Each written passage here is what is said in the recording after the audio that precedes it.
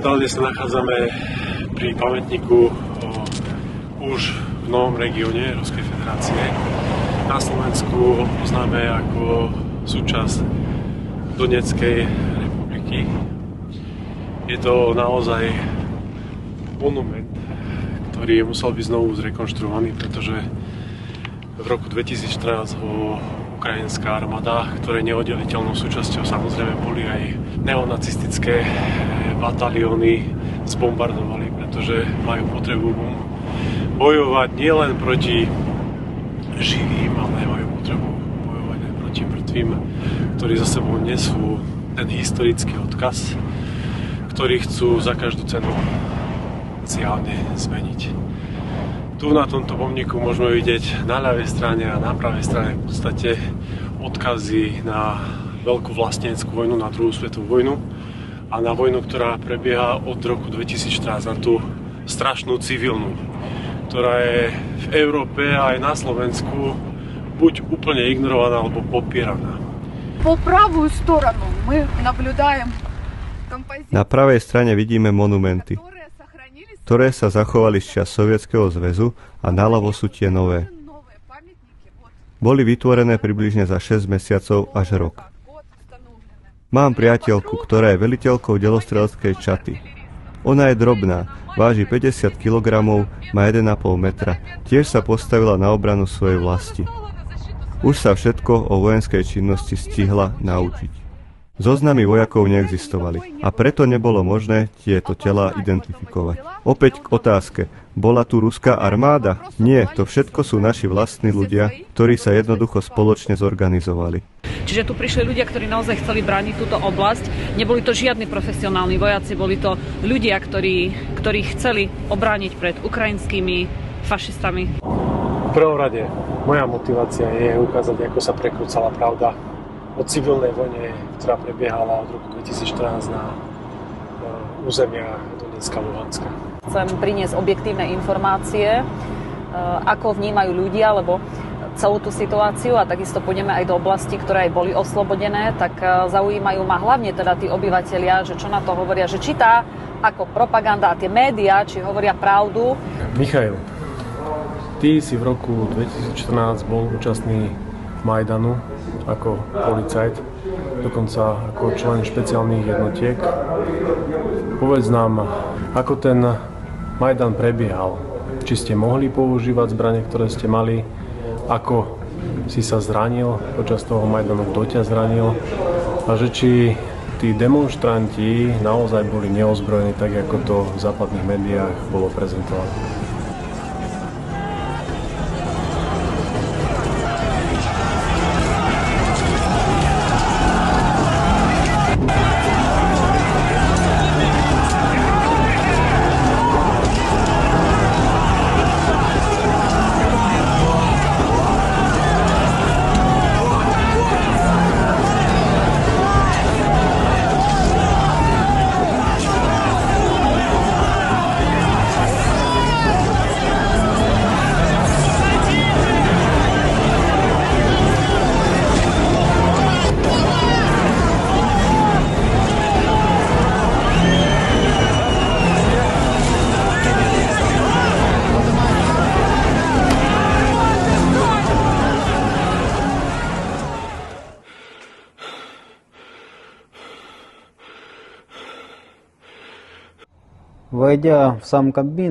Keď sme vošli do budovy úradu vlády, už sa tam nachádzali naši zranení policajti.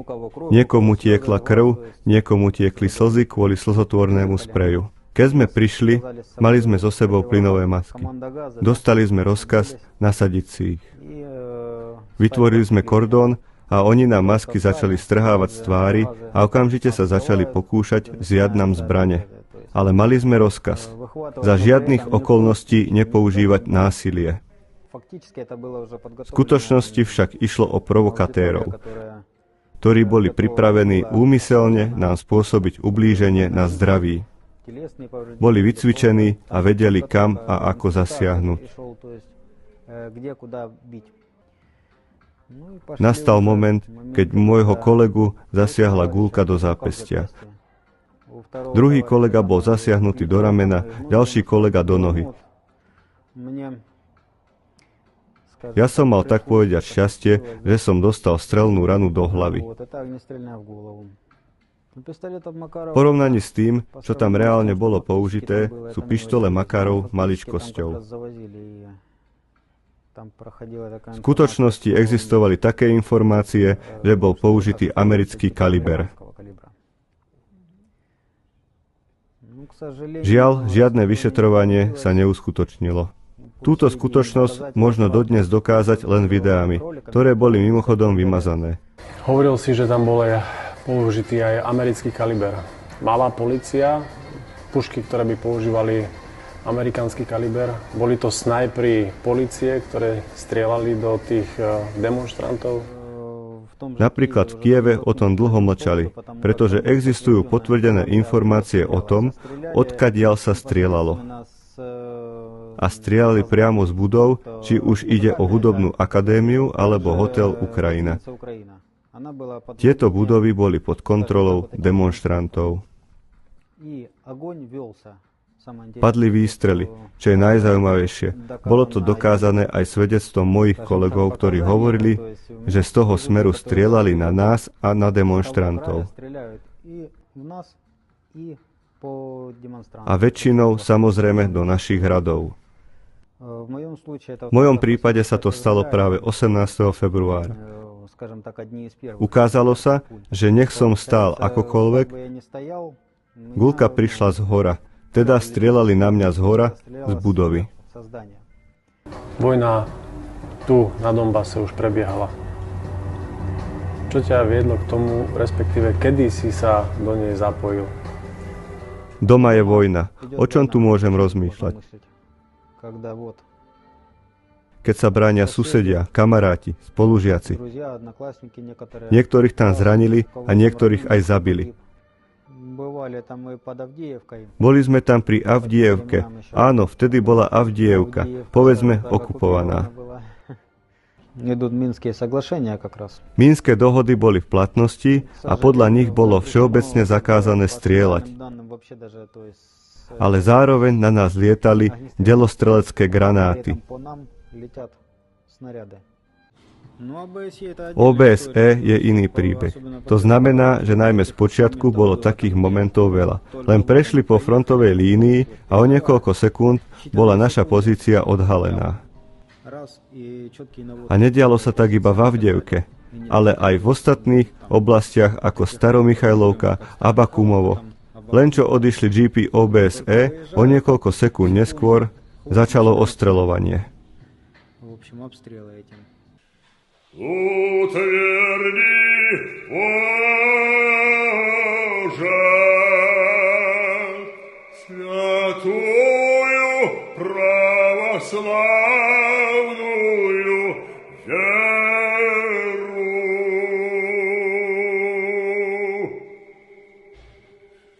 Вовек, вовек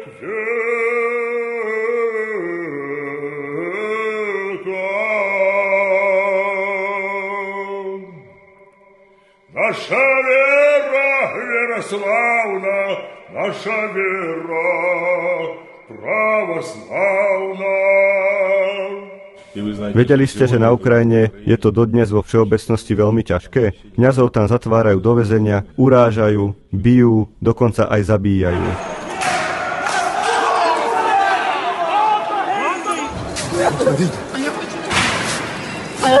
Bohužiaľ, v Kievsko-Pečerskej lavre boli pravoslávne bohoslúžby zakázané a tá je pre pravoslávnych veriacich najposvetnejším miestom na zemi. Je tam toľko relikvií svetcov pravoslávia ako nikde inde. Pokúsili sa o to aj na Donbase, ale chvála Bohu, stále máme cirkev, máme Boha, máme vieru. Srbi spievajú takúto pieseň. A spievame tak aj my, pretože naša pravoslávna viera je pravdivá a za vierou si stojíme a vždy sa aj zastaneme. V priebehu jedného týždňa naša farnosť prišla o 5 farníkov, 5 mierumilovných, obyčajných ľudí, starcov aj deti. Najprv to bola 42-ročná matka Natália a jej 3-ročný syn Matvej. Priamy zásah granátom NATO na ich domov. Pochopiteľne zomreli. No našim údelom ako živých ľudí je žiť aj pre nich, modliť sa za nich. Tu je umiestnený stôl so sladkosťami. A je tu napísané, že sladkosti slúžia ako spomienka na všetkých zosnulých farníkov. Môžete si vziať a zjesť cukrík, pomodliť sa za nich a oni v nebi budú mať z toho radosť.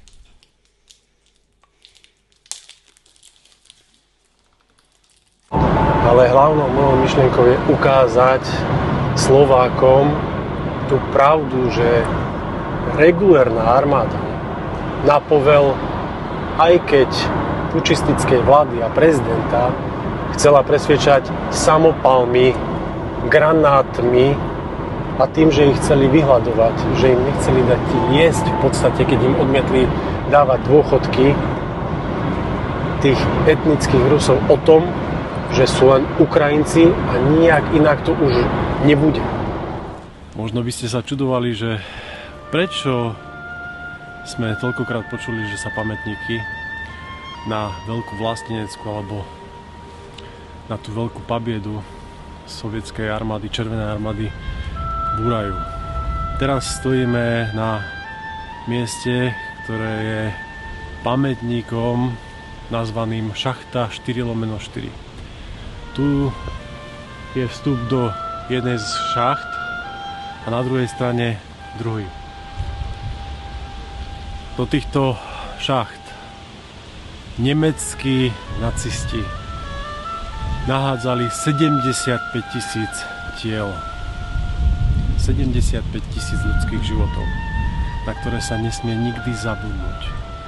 A preto ten režim na Ukrajine búra tieto pamätníky, pretože chce z pamäti národa odstrániť tú spomienku na tie zverstvá, ktoré páchali Nemci, aby sa zabudlo na to a aby sa neprihliadalo na to, čo pácha ten banderovský režim. Ale my si musíme uvedomiť to, že ten konflikt vznikol už pri najmenšom v roku 2014 a je tam naozaj to historické veľmi zložité pozadie a to, čo sa stalo pred 2 rokmi, tá špeciálna vojenská operácia, to už je len vyústenie týchto historických faktov a samozrejme utláčania pôvodných obyvateľov. A je potrebné, aby niekto ukázal naozaj aj tie správy, a keďže ja som novinárka a snažím sa vždy informovať ľudí z obidvoch strán a chcem nechať priestor ľuďom, aby si potom utvorili sami názor. Pravda sa dá vidieť len na vlastné oči. Nech prídu, ako ste to urobili vy. Vy statoční ľudia a presvedčte sa sami. Všetko ukážeme, stretneme sa s ľuďmi. S odlišnými názormi ľudí, ktoré môžu byť aj kritické. Ukážeme vám, čo sa tu deje. Príďte sa k nám pozrieť.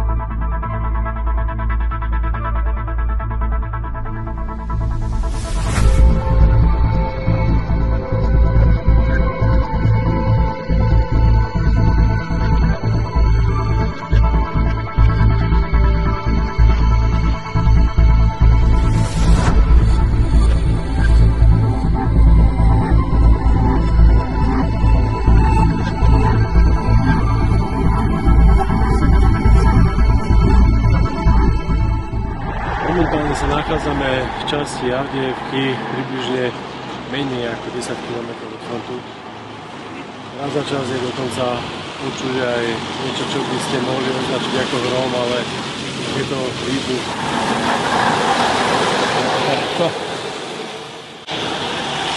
Ako ste mohli vidieť, toto je logistické zásobovanie frontovej línie, takže sme v bezprostrednej blízkosti.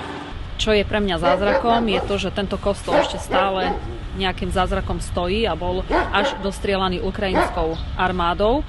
Miška pred chvíľou hovorila pri tom pravoslavnom kostole o tom, že aký je zázrak, že nebol zničený.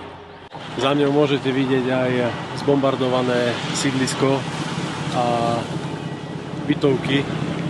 Viete, čo majú spoločné všetky mestá, ako je Avdiivka, Mariupol a ostatné?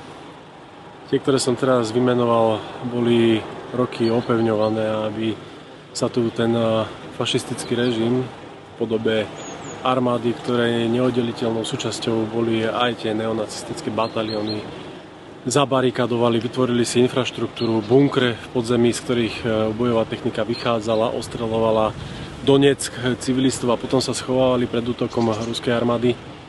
Je to, že mali inštrukcie túto armádnu techniku schovávať práve medzi civilnými budovami, medzi civilistami, kde žili matky, deti, starí rodičia. Гляньте, что происходит. Мы уйдите отсюда! У нас полные подвалы детей! Ну, во-первых, куда нам уезжать? Poprvé, kam by sme mali ísť? Ak niekam odídete, je to, ako sa hovorí, blúdenie na celý život a bývanie v podnájme. Aj keď sú naše domy rozbité, stále sú to naše domy. Sú to rodinné domy, rodičovské domy, v ktorých žili naši rodičia, v ktorých bývame my a budú bývať naše deti a vnúčatá. My ich všetky obnovíme. Vidíš, tu je nápis Avdejevka. A toto je naše avdejevské srdce. Nech je s tebou, ochraňuje ťa. Toto bude tvoj talizman. Keď niečo vytvoríme vlastnými rukami, vždy to je užitočné.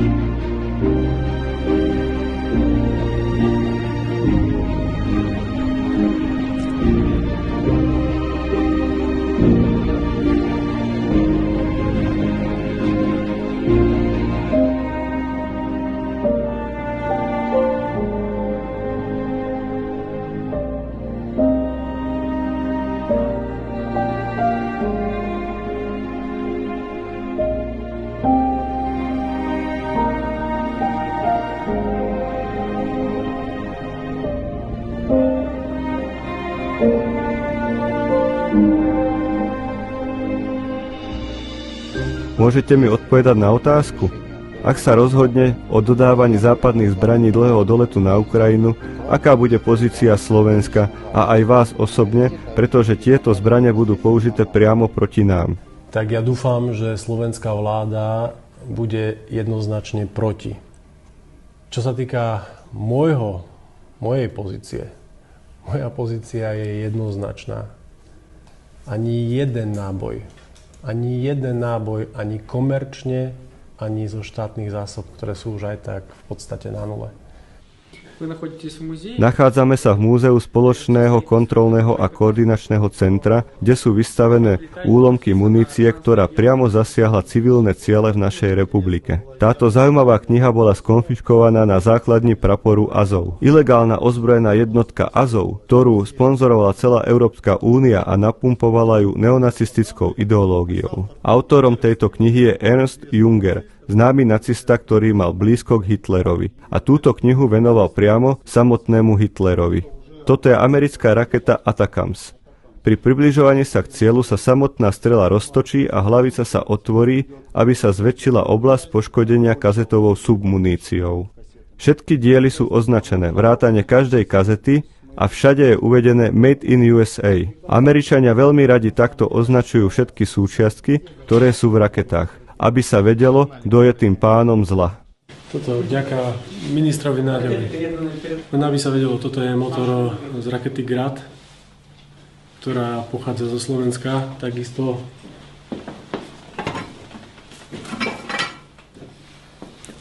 ako táto časť tej rakety. Takže civilisti tu z Donetskej ľudovej republiky pozdravujú a veľmi pekne ďakujú tomu vrahovi, ktorý sa podielal na bombardovaní civilného obyvateľstva.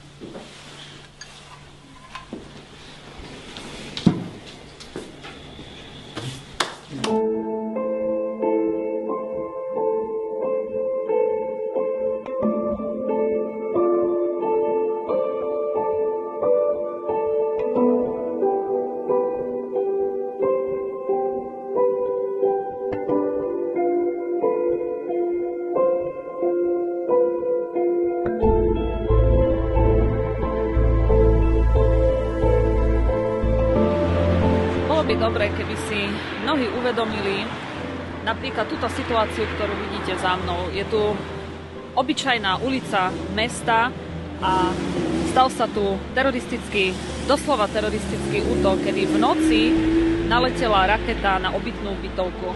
Ešte stále máte pocit, že na vašich rukách nie je krv? Je to veľký omyl. Tu za mňou je budova na ulici, kde nie sú a nikdy neboli žiadne vojenské ciele.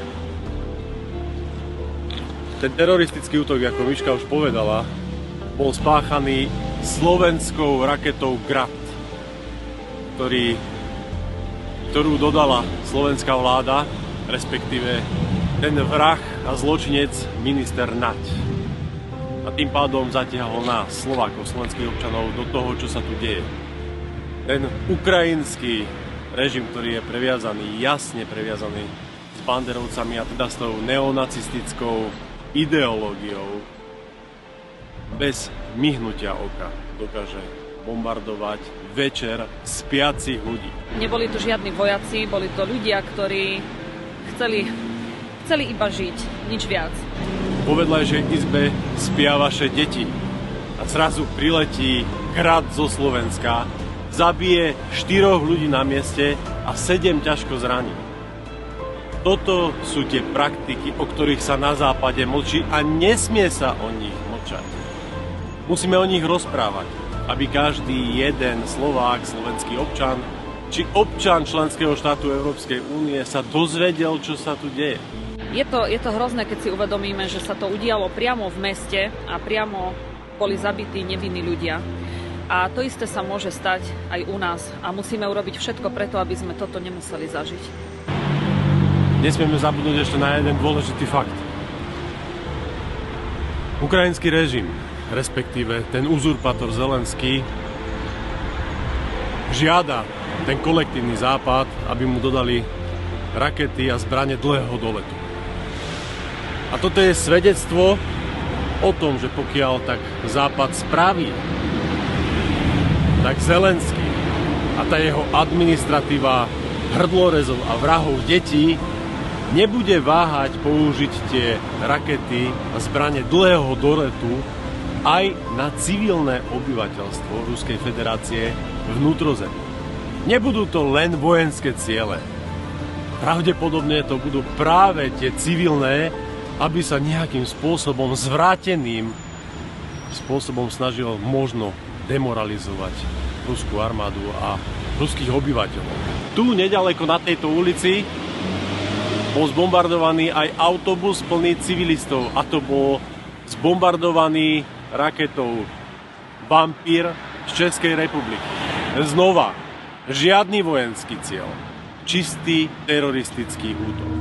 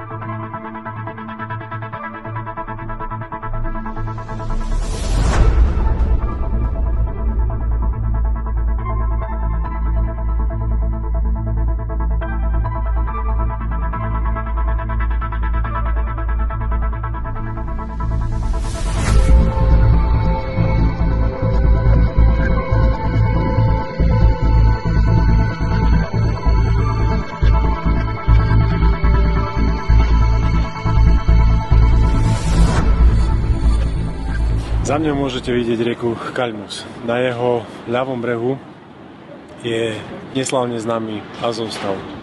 Ten už nikdy nebude znovu v prevádzke, tá prevádzka nebude nikdy obnovená. Niekde v pozadí je aj závod Iliča, ktorý v budúcnosti bude znovu spustený ako závod a budú tam môcť Mariupolčania znovu pracovať. Ja teraz stojím na streche kostola, ktorý bol tiež aj zbombardovaný, pretože v absolútnej blízkosti medzi rodinnými domami Azovci umiestnili hufnice, svoju bojovú techniku a aj oni sami tu boli v podstate ubytovaní. Takže pri tom oslobodzovaní mesta Mariupol sa nedalo vyhnúť tomu, aby bol napríklad aj ten kostol poškodený. Samozrejme, že som veľmi rád aj za to, že môžem vidieť, aká je skutočnosť, ako Mariupol znovu stáva z toho popola. Že nie je ľudoprázdny, pretože v podstate všetko to, čo zaznievalo na Slovensku, ako aj v Európskej únii, naznačovalo, že Mariupol už ani neexistuje. Že s tým Azovstavom a s tými niektorými zbombardovanými sídliskami ako keby zaniklo celé mesto. Teraz tá ťažká otázka. Povedzte mi vy, ten, kto má odvahu, ten, kto mi vie povedať, povedzte mi vy váš pohľad na posledné 2 roky, na posledných 10 rokov. Povedzte mi to, čo som ešte nepočul. Povedzte mi skutočné to, čo sa tu dialo, ako to vnímate. Ako vás to ovplyvnilo. Aj na Wikipédii si môžete pozrieť tento základný údaj o našom divadle. Píšu, že ho zničila letecká bomba ruskej armády. Nie je to však pravdou. Momentálne je budova divadla v rekonštrukcii. Avšak predtým slúžila ako civilný kryt. Azovčania tam lákali ľudí a potom ukrajinská armáda jednoducho odpálila bombu umiestnenú v suteréne budovy. Momentálne stojím na pôde divadla v Mariupole, ktoré sa nešťastným spôsobom preslavilo vo svete, pretože práve tu za mňou je časť divadla, v ktorej sa ukryli civilisti v pivnici a divadlo bolo vyhodené do vzduchu znútra. Žiadna raketa, žiadna bomba. A ako vidíte, tá časť divadla je na novo postavená, pretože život musí ísť ďalej. Ale nikdy nesmieme zabudnúť na to, že tu boli zabití civilisti, ktorí sa schovávali a boli zabití bombou, ktorá bola nainštalovaná v interiéri tohto divadla. Takže žiadna ruská raketa.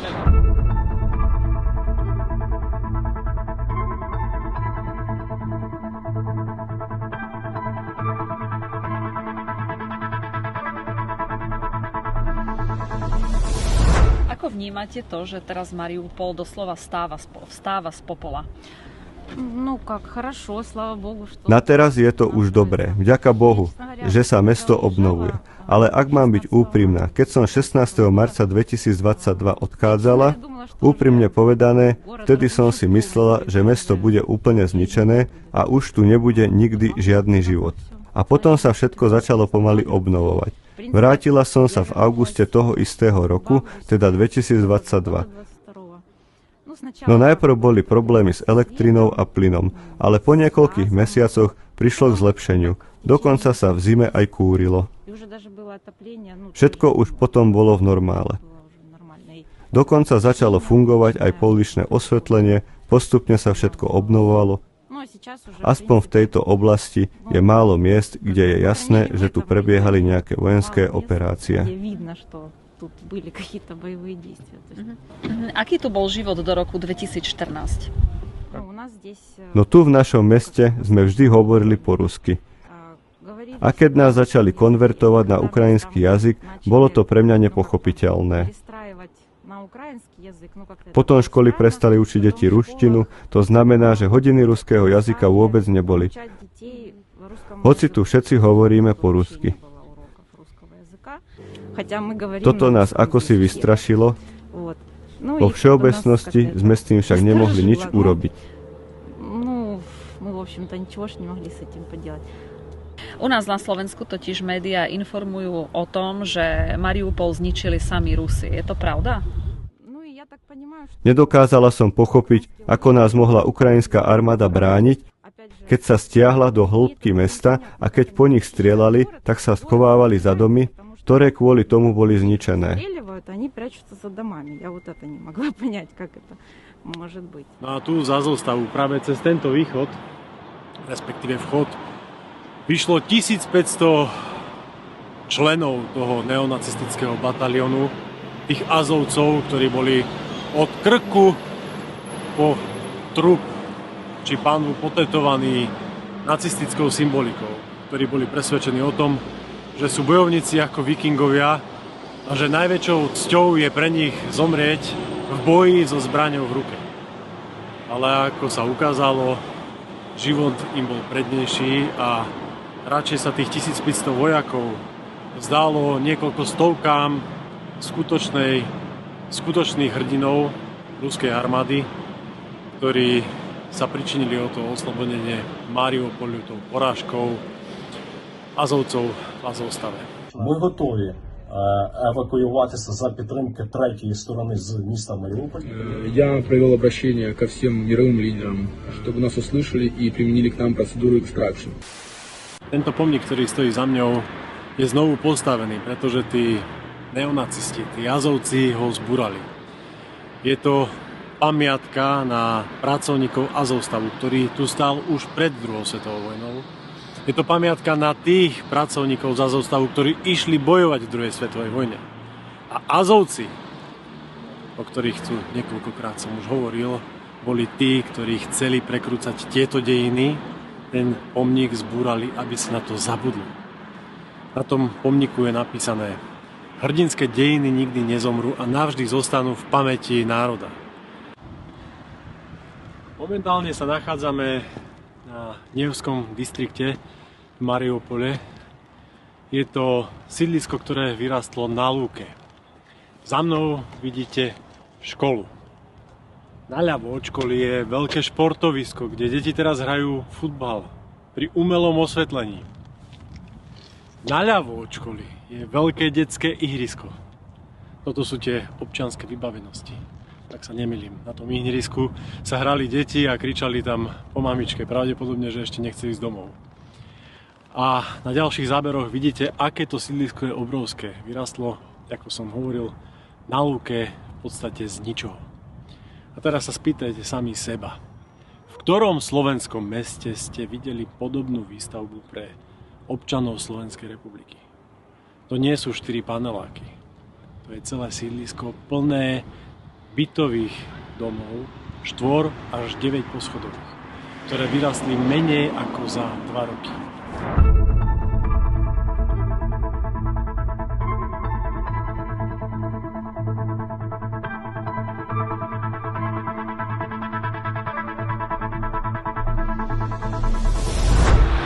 Oco, týmto ťa pozdravím.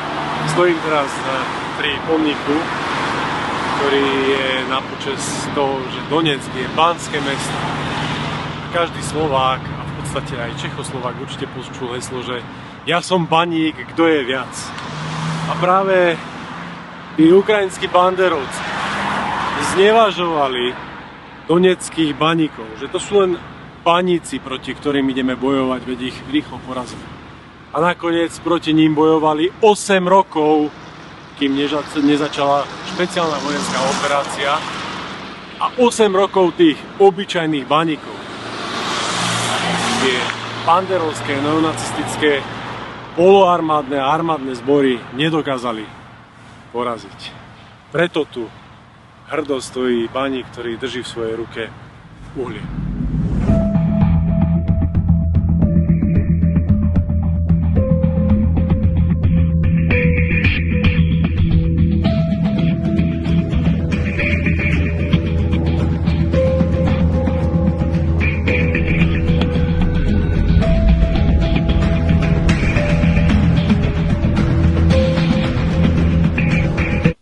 Ako môžete vidieť, aj vy, sedím v americkom obrnenom vozidle kolesovom Max Pro A tak ako ja, môžete byť aj vy svedkami toho, že je tu po anglicky napísané Diesel heater timer, diesel heater off. Warning, read before operating vehicle. Takže toto sú tí mierotvorcovia zo Severoatlantickej aliancie. Takýmto spôsobom podporovali ukrajinský režim, ktorý vôbec neváhal používať ľudské životy ako ich štíty a vôbec neváhal takéto zbranie používať aj proti civilistom. Čo je absolútne neférové. Absolútne neférové. Ja som mal možnosť odfotiť sa dnes s hrdinom ruskej armády, ktorý zajal aj nemecký Marder. A ako som už niekoľkokrát povedal, som v šoku. Každú minútu strávenú tu na Donbase, Donetskej ľudovej republike, každú minútu som proste v šoku. Teraz som pri nemeckom Marderi, ako vidíte, Rheinmetall. A čo môžem povedať o tomto stroji? Tu je vidno zásah 2 mín a potom ako stratil svoj pás. A zdôraznil by som pri pozdrave kanclera Scholza aj prezidenta Bidena, že takto končí nemecká technika už druhýkrát na ruskom území.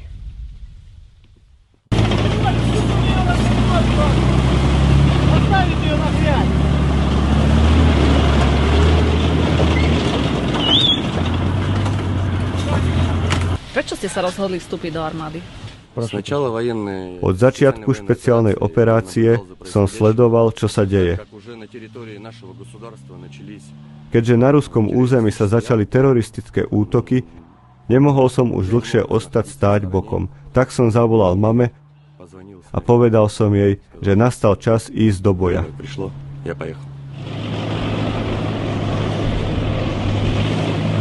Stojíme v centre Donecka pred veľkým ľudoprázdnym hotelom, pred ktorým raketa, ktorá tu dopadla, zabila 2 ženy, ktoré prechádzali pravdepodobne do roboty.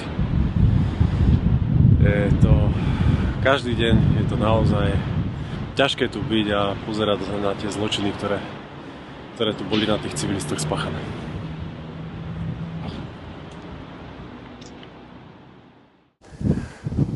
Takto pred 4 dňami som stal hore na polníku Saurmagila a hovoril som o tom, že aké to je tematické, keď tam bola hmla, nebolo vidno v podstate ďalej ako na 40 metrov. Prirovnával som to k tomu, že občania členských štátov Európskej únie, toho kolektívneho západu a teda aj Slováci a slovenskí občania majú z veľkej časti zahmlené videnie a nevideli tie krivdy, ktoré sa diali od roku 2014 na občanoch Donetskej republiky, Luhanskej republiky a teda celého Donbasu. Teraz, keď som videl Donecko, Donetské mesta, keď som videl Mariupol, Adievku, keď som videl, ako to vyzerá na fronte,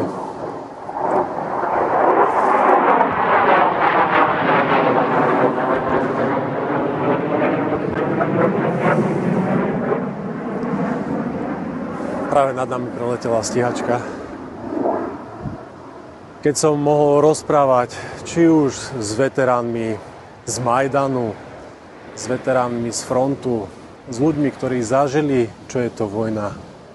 Keď som mohol vidieť, ako ľudia trpeli kvôli strate svojich blízkych, kvôli strate svojich detí.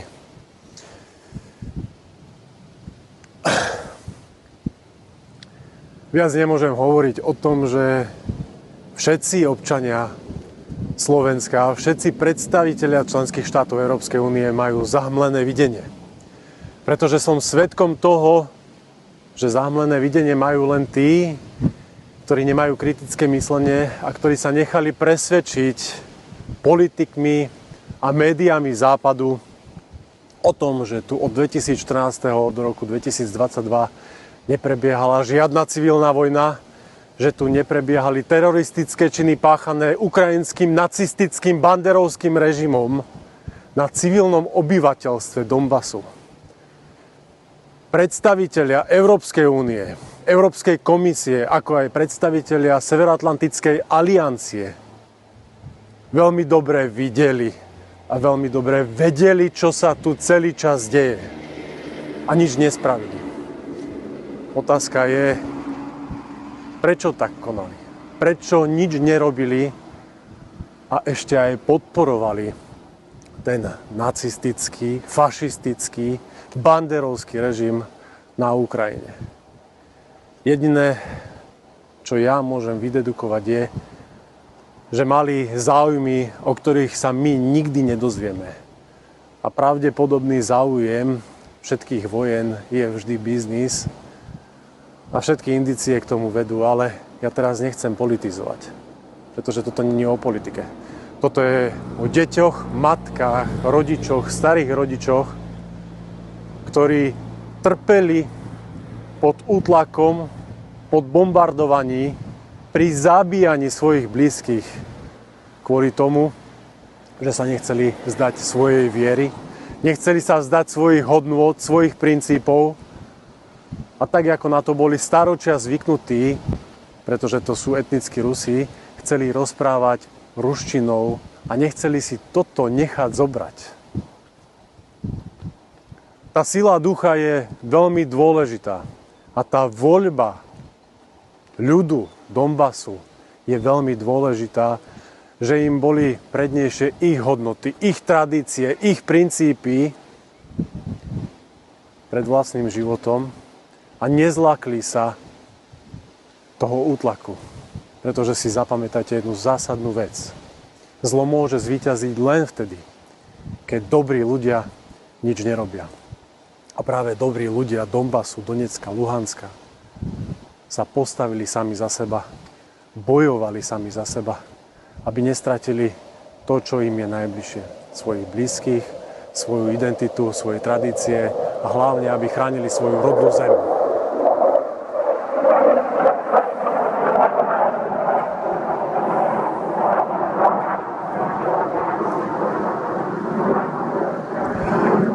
A ďalší slovanskí chlapci budú zomierať kvôli záujmom toho kolektívneho západu, Spojených štátov amerických, Veľkej Británie a toho smrtonosného zbrojárenského priemyslu.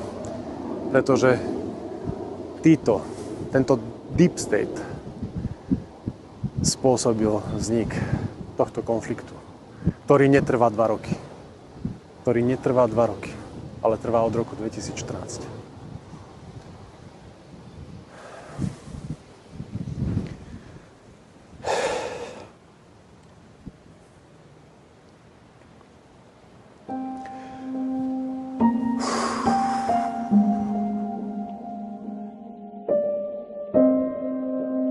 thank you